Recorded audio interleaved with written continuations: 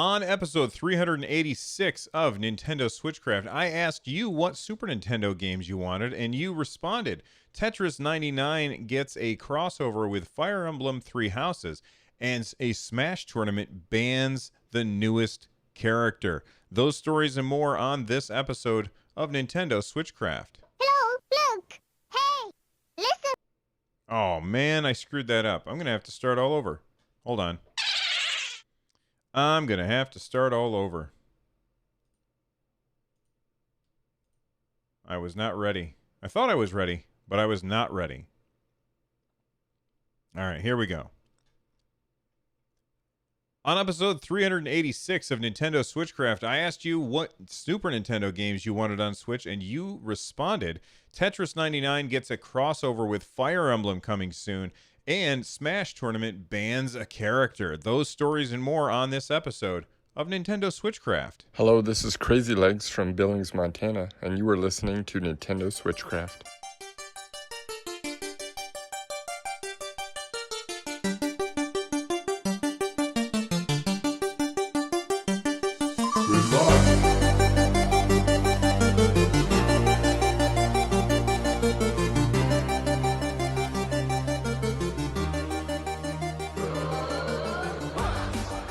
Hey everybody, welcome back to Switchcraft. It is brought to you live every Monday, Wednesday, Friday, and Saturday. You can tune in live in a couple of different spots. If you want to watch on Monday, Wednesday, Friday, I'm recording the show over at twitch.tv/runjumpstomp. And if you want to watch the Saturday show live, I'm recording over at youtube.com/runjumpstomp. This episode of Switchcraft is made possible by patrons like Trevor B. Get Switchcraft and my other content ad-free for as little as $1 by joining the Patreon over at patreon.com/runjumpstomp. And if you want to leave a voicemail like you heard at the beginning of the show, that's super easy too. Go to runjumpstomp.com/voicemail from any device, and I may even play it on the show. All right, without any further ado, let's talk Nintendo.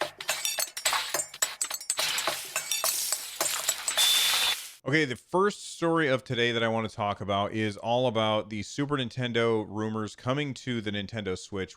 I had Per Schneider on the show a couple episodes ago. We talked about the FCC application showing off the Super Nintendo controller with a Switch-like model number. It starts with HAC, and I forget the numbers afterwards. It's not really important.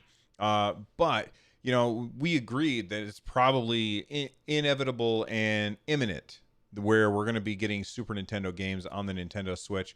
And then last episode, I gave you my 10 games, not the ones that I think will come, but the 10 games that I'm not sure will come, but I would really like to see on the Nintendo Switch. And if you want to check out that list, go back and listen to the previous episode. And if you want to hear my conversation with Per Schneider of IGN, go back and listen to the episode before that. But at the end of my episode, or at the end of my discussion, I asked what games you wanted to come to the Nintendo Switch. That was just yesterday, so we haven't had too much time for these answers to trickle in. If you think of something that you want to add to the list, it's super easy to get a hold of me. You can tweet at me at runjumpstomp. You can email me, runjumpstomp@gmail.com, or you can just leave a comment in the comment section down below if you're watching this on YouTube. That being said, I got a couple of YouTube comments and some tweets, so let's get started. First off, it says YouTube. I got a YouTube comment from Mecha Cod, and they said, not sure if you were aware, but if they do release Super Nintendo games next month, they will be starting with those data mined ones from earlier this year.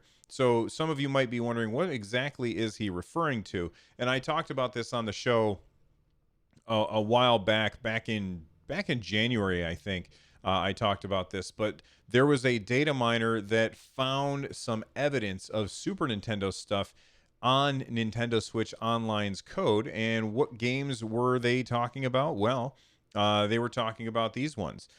Breath of Fire 2, Contra 3, The Alien Wars, Demon's Crest, F-Zero, Kirby's Dream Course, Kirby's Dream Land 3, Kirby Superstar, The Legend of the Mystical Ninja, The Legend of Zelda: A Link to the Past, Pilot Wings, Poppin' Twin B, Star Fox, Star Fox 2, Stunt Race FX, Super Ghouls and Ghosts, Super Mario All-Stars, Super Mario Kart, Super Mario World, Yoshi's Island, Super Metroid, Super Punch-Out, and Super Soccer. So those are the games that were data mined.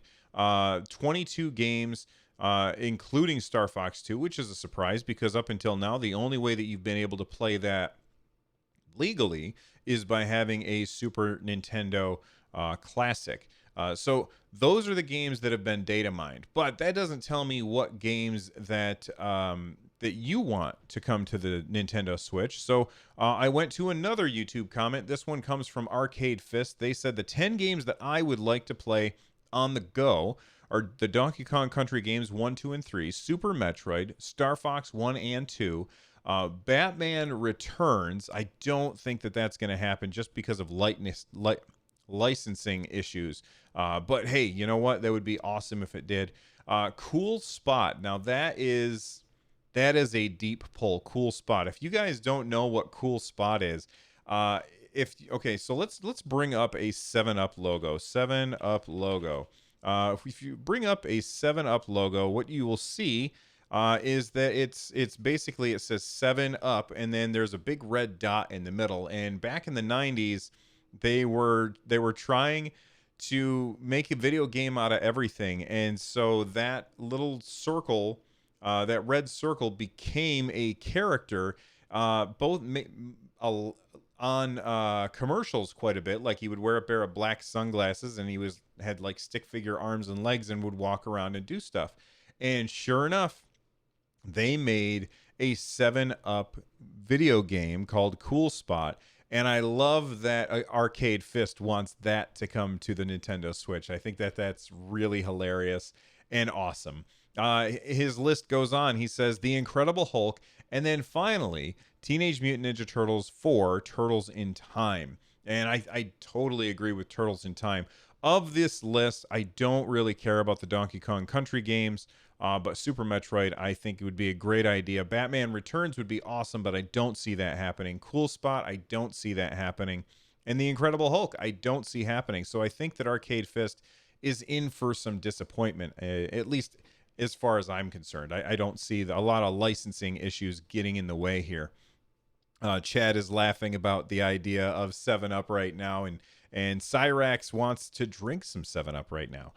We also got a tweet from Ivan Rodriguez. Ivan tweeted out that he never owned a Nintendo Switch. Or I'm sorry, not a Nintendo Switch, a Super Nintendo. But he has played a lot at friends' Josie's back in the day. And the games that they want to see are Chrono Trigger, Super Mario RPG, Pilot Wings. I can't believe that I left Pilot Wings off the list. And by the way, well, okay. Again, this is the list of games that I didn't think were coming. That's not true either. How do I explain how I made my list? Games that I didn't think were obvious, but I really wanted to play. Okay, so that's how I made my list.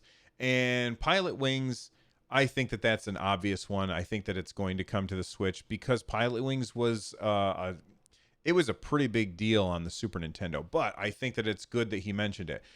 Here's one that I think is very not obvious, and I can't believe I didn't think of, and that's Zombies Ate My Neighbors. This game is like a twin-stick shooter where you control the direction that you're moving with the D-pad, and you control the direction that you're shooting with the face buttons, I believe, if I remember correctly. And it is 2-player and would work wonderfully on playing it on SNES Online. That game would just work great for that. I remember back when I first started streaming, my son and I sat down and we streamed on Twitch Zombies Ate My Neighbors. It's a really fun game, and it's also, it says zombies in the title, but it's like, it's ridiculous. You're shooting, you shoot the zombies with water. It's very innocuous, and it's very fun. So make sure that you check that out.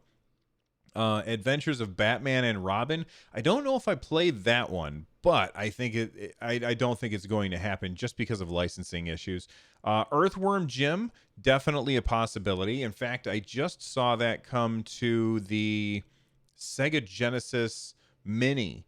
So I think that licensing issues can probably be worked out with that. Alien 3.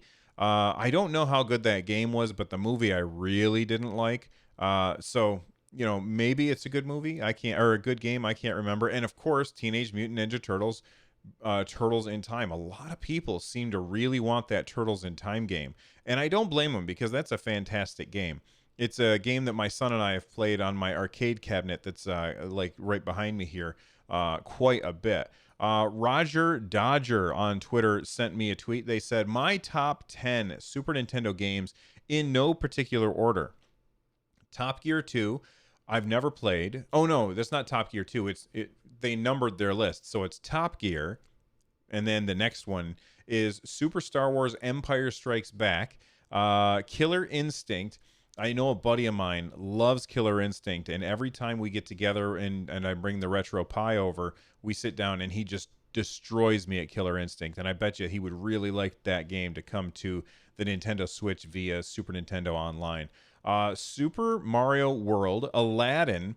Aladdin probably won't happen due to licensing issues. However, that game was awesome back in the day. Although I do believe it was a better game on the Genesis than it was on the Super Nintendo. I could be wrong about that. Lion King, and then Nolan Ryan's Baseball. This is the first sports game that has been listed, and I'm gonna throw a curveball to everybody who knows me. Knows I really don't care about sports, but Madden 92 is a game that I loved playing. I can't remember if it was a Super Nintendo game or a Genesis game, but Madden 92 I had so much fun with back in the day when I was a kid.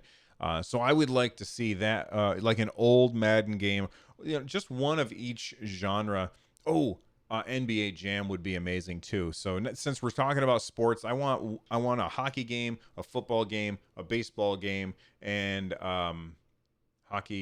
basketball game. I want all of those, like one of each, to come to the Nintendo Switch via the Super Nintendo stuff. But I think that's going to be tough with licensing, especially with games that had the real players in them. That will be really, really tough. Super Mario Kart, which people were giving me a hard time because I didn't include it in my list. I didn't include it in my list because it's too obvious. I'm sure it's going to come. And in addition to that, it's going to be awesome to play that online. And then finally, the last one that they listed is Legend of Zelda: A Link to the Past. And I was on the wrong screen the whole time, so you guys couldn't see the tweet. But it's there. You're just going to have to trust me. But I think that those are all really, really good choices. And I look forward to hearing more of your ideas for games that are coming to Switch. Cyrax in chat is saying, I hope we get F-Zero. F-Zero is definitely a game that I want on the Nintendo Switch. Being able to play that online would be fantastic, and it makes me want to break out my Super Nintendo Classic right now and play it, if for no other reason than just to hear the awesome music in that game. The music in F-Zero is some of the best music on the Super Nintendo total. So anyway, those are that's the feedback that I got from you guys as far as Super Nintendo games. Keep that stuff coming, and we can keep talking about it on the show for a while. But let's take a quick break. We'll hear from a sponsor, and then when we come back, we're going to talk about a crossover with Tetris 99 that's coming soon, and I actually am looking forward to this. Nintendo, please hold. One moment. Thank you. May I help you? And in Seattle, at the company's U.S. headquarters, they listen to the customers. All right, we are back, and thank you to those sponsors for sponsoring the show. I want to talk about Tetris 99. They have done a couple of crossover events so far. And if you don't know, well, first off, if you have Nintendo Switch Online, you get access to Tetris 99 for free. You don't have to go to the store and buy it. You can play it for free if you are subscribed to Nintendo Switch Online, which costs $20 a year, and it is definitely worth it, if for no other reason than to play Tetris 99 if you're a fan of Tetris. Now, one of the things that they've been doing with Tetris 99 is they have been having these events. In Europe, they're called Grand Prix. In the States, it's called Tetris. I can't remember what they call them. But basically, it's just a weekend where you are playing a bunch of Tetris and earning points. And the higher that you place in Tetris 99, the more points you get. And if you earn enough points, then you will unlock a skin for Tetris 99 that you can then use whenever you want. So, for instance, the first one was Game Boy themed. So you ended up unlocking a Game Boy style Tetris theme. So it was just like playing on the original Game Boy back in the day. It looked really fantastic. The colors overall were really good. And they even change up the music a little bit. Then the next one that they did where they had another crossover event was with Splatoon 2. And I wasn't really looking forward to that one so much, but then when I turned it on, I was like, "Wow, this theme is really cool." So I ended up playing and unlocking it, and it's pretty awesome. I still like the Game Boy Tetris version better, but the Splatoon theme is pretty cool. The new one that they're going to have, and this is according to Nintendo of Europe. I haven't seen anything from Nintendo of America yet, but I haven't checked this morning. So we might. Usually Europe announces it, and then a couple days later, Nintendo of America announces it.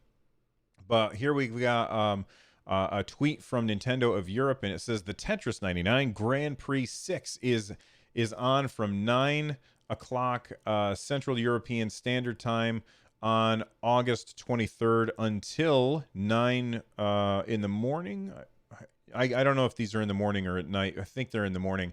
9 in the morning Central European Standard Time on August 27th.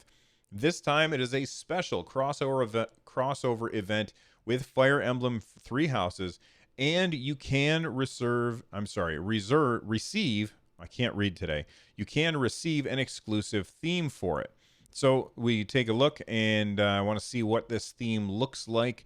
So I'm scrolling down, and it doesn't show us what the theme looks like. But hey, as soon as this this loads up, I'm definitely going to try it out. And all you have to do in order to unlock the theme is during the event, play enough to earn 100 points. So how do you earn points? You earn points by placing higher. The higher you place, the more points you get. At the most, I think if you come in 99th place, you earn 2 points, right? So if you are the worst Tetris player in the world, you'll come in last place and you get 2 points. And that means that you will have to play 50 games to unlock this if you are the worst player in the world. Chances are you're not the worst player in the world. There's going to be people who place lower than you, and as you place higher, you earn more points. I think that I probably unlocked it in, I don't know, either somewhere between 10 and 20 games, and then I unlock it. It's really easy to do. It takes probably a half an hour to an hour, depending on how good you are and you know how many people are playing so you can get into games real quick. But it's really fun, and I highly recommend that you guys check it out, because Tetris 99 is one of my favorite games on the Nintendo Switch, and I love how they keep bringing us back to keep playing. It's worth the $20 for Nintendo Switch Online all by itself. Ivan Rodriguez in chat says, any idea why Gung Ho of America is waiting until 7 p.m. UK time to release Grandia HD Collection on the Nintendo Store? It's normally 12:01 a.m. You know, I really don't have an answer for you, Ivan, but that's very interesting why they're releasing it at 7 p.m. UK time. That's odd. But anyway, 7 p.m. UK time. Yeah, I was gonna do the math, but that's 2 p.m. Eastern, so that doesn't make any sense either. So I'm not really sure. Hopple in chat wants to point out that if you want to play Nintendo Switch offline, you can buy DLC, which you can, but there's really no reason to. I wouldn't bother. It's not fun to play against the bots. It's really fun to play against the other people.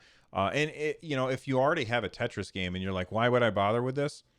If you have Nintendo Switch Online, it's free, so that's why you'd bother with it. Just check it out. It's really fun. I'm a huge fan of it. All right. The next story that I want to talk about, and then we're gonna get to a bunch of feedback from you guys, is this is actually really interesting. The South Australian Smash Central, which is our consolidated source of all South Australian Super Smash Bros. Events, announcements, uploads, and results from the South Australia Smash organizers. They said that they posted this on the 15th of August, and basically posted a twit longer, which is Twitter is limited to 280 characters, and they had a little more explanation to do, so they used some website called Twitlonger in order to give us more information. But they decided that they wanted to ban Hero. And if you don't play Smash and you're curious what is it that we're talking about, Hero is the hero from Dragon Quest, and the hero from Dragon Quest was recently added to Smash Brothers. When I was in New York City, I talked about this a little bit on the podcast, because I was podcasting from my phone while I was on vacation. So I go back and listen to those episodes. But to give you like a really, really quick rundown, why, like, I predicted that this was going to happen. Why would anybody ban a character from competitive play? And I know that a lot of people are going to say, oh, because it's overpowered. That's not it. It's because there's randomness to it. The thing about the hero from Dragon Quest in Smash Brothers. Okay, let me rewind a little bit. Whenever they make or they bring a new character to Smash Brothers, what they try and do is they try and make it feel like that character does in other games by giving them their own special set of rules. So, for instance, when they brought Cloud from Final Fantasy VII over to Smash Brothers, along with him came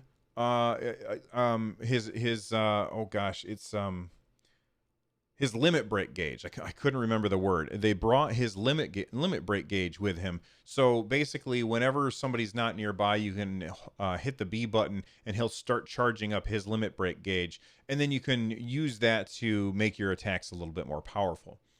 When they brought Hero from Dragon Quest games into Smash Brothers, well, the Dragon Quest games are menu-based JRPGs.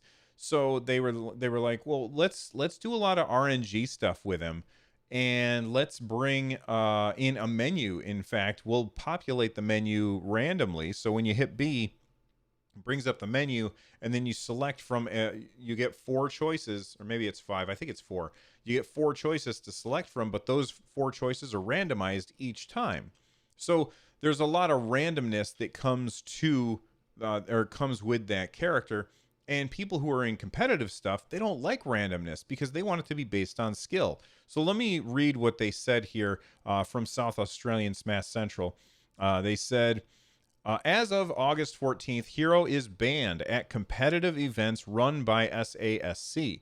After a deliberation and plenty of discussion, we have concluded that Hero's design as a character is fundamentally dependent on randomness to the point that it is not reasonable in a competitive environment. RNG permeates every element of Hero's design, from spell selection to random critical hits and hocus-pocus effects. While randomness has, to varying degrees, always been present in competitive games and other Smash games, Hero is so dependent on randomness that it cannot be played around or accounted for in competitive play. The argument is similar to the reason why items are banned in competitive play. And that's usually very true. A lot of times it's no items when you do Smash Brothers in competitive play, because you don't want to lose because somebody got an item that you didn't have a chance at, or something. You know what I mean? Anyway, let me continue reading what they said. Additionally, even other random effects in the game, such as Game & Watch's hammer or Peach's turnips, still require the player to connect with the move. Although it's not a central issue, many of Hero's random tools, such as Magic Burst, Edge Guards, Unblockable Kamikazes, or Psych Up critical shield breaks, are frequently unavoidable and decide whole stocks. Random kill power and mobility buffs, as well as free zoom recoveries, have no counterplay and can significantly affect the outcome of a match. We want to emphasize that this ban is not because Hero is too strong, but because he is anti-competitive. We believe that tournaments are meant to provide an opportunity for players to demonstrate their skill, and that, as a general rule, The player who plays more skillfully should emerge victorious. Hero's design has a very strong potential to de-emphasize player skill, which isn't fair to those who work hard to improve their abilities for competition. All right. Having played Hero, I will say, and first off, for anybody who's curious, I'm terrible at Smash. Having played Hero, I do agree, and looking at his skill set, I do agree that there's just too much randomness to that character, which is why I said almost a month ago that it's not going to be people in competitive arenas are not going to want Hero on the battlefield because of the randomness. Whenever you are talking about competitive stuff, randomness is bad.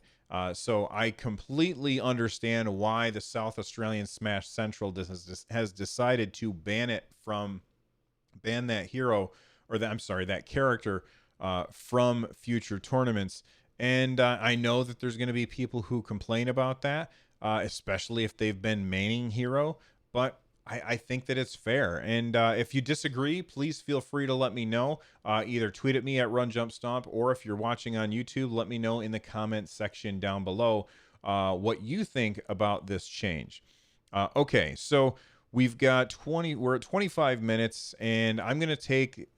I don't think I have enough time to talk. I'm going to have to take all of the feedback that you guys gave me and put it in a light switch. You know what, Noah? I'm going to go a little long today because I want to get these done, and I don't want to put out a fifth episode this week. So let's go ahead and hit the feedback. First off, I've got an email from... Actually, I almost missed. We've got the Nintendo download today. Shoot. Okay. I'm not sure what I'm going to do. Nintendo download. Every week on Thursday, Nintendo posts the Nintendo download. And sure enough, they did this week. And they want to talk about the games that are coming to the Nintendo Switch. So this week's download includes Rad.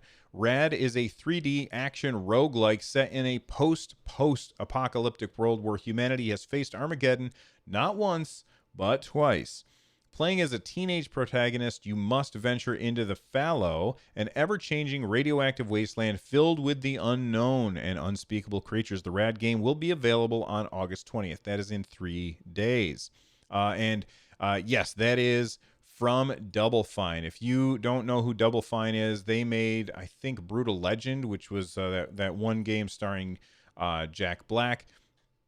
And they made a lot of old adventure games back in the day as well. And I also think that they made this another game. Was it called The Cave, maybe? Where you had all of these different characters and you had to go through the cave.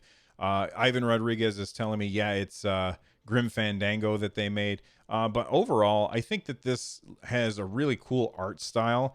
And I'm interested in checking this out. When it comes to the Switch. I don't know if I'm going to buy it right away. I'll probably wait for it to go on sale or something. But I think it looks very, very cool. The next game that Nintendo wants us to know about is Oninaki. Comes out on August 21st. It is a new action RPG game and tells us the story of a watcher on a journey to protect life after death. The Oninaki game features exciting hack-and-slash style battles with deep customization of your demons and your weapons. That comes out on the 21st and is going to be, well, it's on sale right now for pre-purchase at $44.99. It currently doesn't have its rating complete yet, but it's got a neat looking art style. Very kind of, oh God, how do I describe it? Almost like, It reminds me a little bit of, oh my God, what is Link's Awakening? Just a little bit. Not quite so toy-like, but that same kind of angle so far from what I've seen from the video. Anyway, that's Oninaki coming to the Nintendo Switch. Hack and slash style game. And I always like hack and slash style games, so maybe I'll check this out, but again, not right away. I'm trying not to buy anything before, because I still got Fire Emblem to play, and I'm trying not to buy anything for any system before I end up with Link's Awakening on September 20th. All right, other stuff that's coming to the Nintendo Switch. Excuse me. We've got a No Day. That's available on today, August 17th. We've got what else is available? August 16th. This was yesterday. Escape from the Universe, Gravity Duck. August 19th would be Devious Dungeon 2 demo version. Sorry. And let's see, what else is on the 19th? Yu-Gi-Oh! Legacy of the Duelist Link Evolution. And then on the 20th, we've got Invert as well as Truck Racing Championship. And if you're still playing with your 3DS, there's a game called Square Cat coming to the 3DS as well, which, every once in a while, there's another game for the 3DS that comes out, and it always surprises me. All right, let's take a quick break. We'll hear from a sponsor. When we come back, we've got feedback from you guys. Stick around.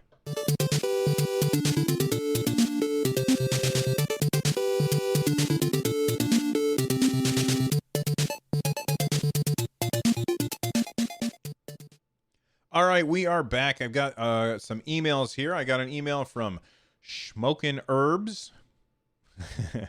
Anyway, they said, Herbs here. I've listened to Switchcraft for quite some time. Just recently started popping into Twitch to say hi. Thank you very much for doing that, Herbs. Your community is real nice to new people. Well, thank you very much. I believe you get the chat room you deserve. So I always try and treat people nice, and anytime anybody's a jerk, I kick them out, and that makes it so that we have got fun people with us. The main reason for this email is just that I've been waiting on 2 green Joy-Cons forever now and have dreaded having to buy 2 sets of Joy-Cons just to get the color combo I want. Oh, look at this. The guy's name is Smokin' Herbs, and he wants green Joy-Cons. I wonder why. Anyway, now they're coming out as a special. I will be getting them alongside Luigi's Mansion 3 and cannot be more excited. I know you didn't seem that excited, but this is something I've wanted forever. Keep it up. Herbs. Thank you very much, Herbs, for the email. I appreciate it.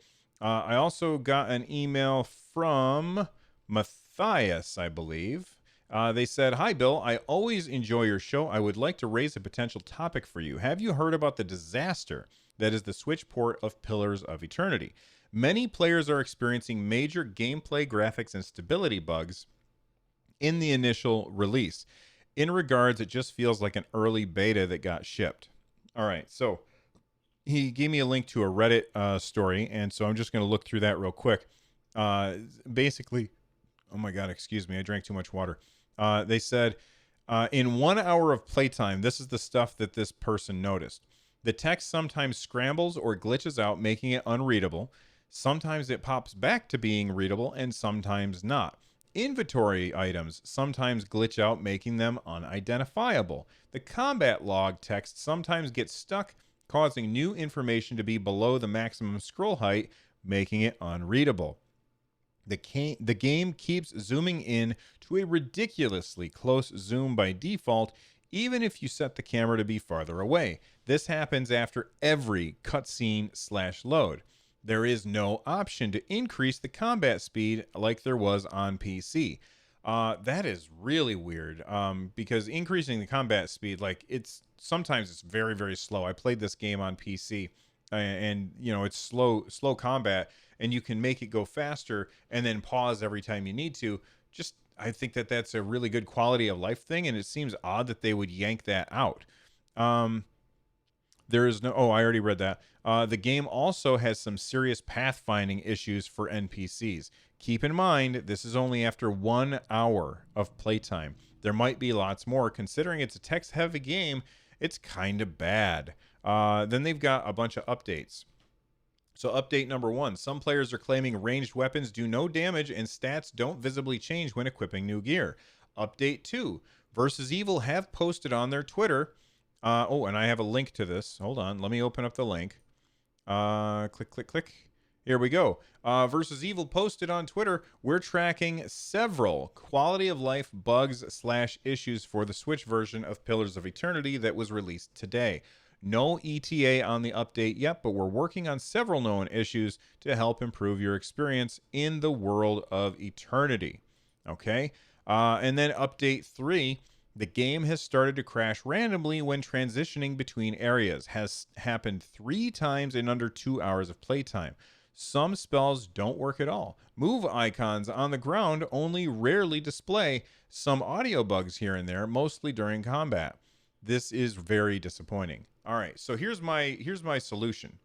Don't buy the game until you hear that it's been fixed. Now, I will say that Pillars of Eternity is a fantastic game if you like CRPGs like Baldur's Gate and Icewind Dale and Neverwinter. So if you like those kind of games, Pillars of Eternity is fantastic, and you should definitely pick it up, but you should wait until it's been patched and it's up to snuff. Let's see here. Matthias says, Versus Evil is engaging with players on Twitter, so I hope we can get these issues fixed reasonably soon without making a big stink about it, but it raises the question of how a port of this miserable quality could ever be submitted to the eShop. I wonder what are your thoughts on this kind of issue. All right, here's my thoughts on it. The people making the game don't get to make decisions about the game. The people who make the decisions about the game are people who don't care about that stuff, and they only care about the ship date and the bottom line. And so this scream, and I don't have any inside information here, but this screams to me of some dude in a suit says, oh, it's broken, I don't care, ship it and fix it afterwards, we got to hit our date, instead of doing the right thing and saying, let's hold off, we're going to tell everybody we've got too many bugs to fix, and we're not going to launch the game like this. We're going to fix it and we'll launch it, and we'll have it come out and be awesome, because that's what everybody wants. That's what the developers want. That's what the players want. But the guy in a suit doesn't give a damn. They're just there. They're basically accountants. They want to make sure that this number goes up and this number goes down, and they don't care what that means ever. So I can't stand when companies decide to ship a game that's not ready. It is very, very frustrating. So I'm not sure. If I hear more about like them getting this stuff fixed, I will let you guys know. But this is very frustrating, and I can understand why people would be upset about that. Hoppel says maybe I should install it again. Did support it on Kickstarter, and it was also buggy on PC in the beginning. I didn't get it in the beginning on PC, so I don't know. I'm not sure. Ivan Rodriguez says sounds like No Man's Sky, and No Man's Sky got fixed. Everybody's saying that game's fantastic now. I've not played it, but I've heard really good things about it these days. Hompel said I did just buy a new graphics card to play No Man's Sky with the newest update. So there you go. Okay, I also got a tweet from Left Eye Focus. I had to close one eye to read that. They said, you can already have two green Joy-Con in my case by buying the European green and pink, and then have the uncle in North America who buys the pink green one for you, and you're ready to go. But pink is also really cool, and I have to say, I actually like the double pink more than the double green. I believe I mentioned this when I was talking about the green Joy-Cons originally, that a lot of people, well, not a lot, that many people already have the green combo by importing. And then finally, we got an email from Corbin. Corbin says, I was checking out the eShop and I was going down to Nintendo Switch Online. I saw that they had a Smash Bros. Spirit Board pack, and I was wondering, is there any game that you would like to see free stuff from having Nintendo Switch Online like they have done with Smash and Splatoon? And sure, I would like cosmetic stuff added to things like Mario Kart. So like I go in and I play Mario Kart, and I can have extra colors to switch for Mario or whoever, or maybe have some items that are okay. So in Mario Kart, you build your kart, like you have the frame and then the wheels and then the glider, right? And the different items have different stats. I would love it if they would have things that have the same stats that are already in the game, but have different cosmetic stuff that you could unlock by having Nintendo Switch Online and playing the game. I think that would be really cool. It would bring a lot more people back to the game. Not that the game's dead. You can always find a game. But it would bring a lot of people who've left the game back to it just to earn that cosmetic stuff. The thing that's important is make sure that it has the exact same stats as other items that you can get without having Nintendo Switch Online, at least for me. Anyway, it's time to button up this show. What ideas do you guys have for things that we could get like they've done with Smash and Splatoon? Let me know in the comment section down below, or get a hold of me on Twitter. If you want to become a part of the community, you can do so by joining us over at runjumpstomp.com/Discord. You can also watch the show live at twitch.tv/runjumpstomp on Monday, Wednesday, Friday, or you can join us over on youtube.com/runjumpstomp on Saturday. You can get a hold of me by emailing me runjumpstomp@gmail.com, or you can reach out to me on Twitter at runjumpstomp. And if you are looking for ways to support the show, stop by runjumpstomp.com/thank you. And for more shows like this, runjumpstomp.com/shows. The music you're hearing right now is Corneria Star Fox remixed by Noteblock. Thank you guys for hanging out with me today. You're awesome. I appreciate it. And I will see you guys next time. Bye-bye.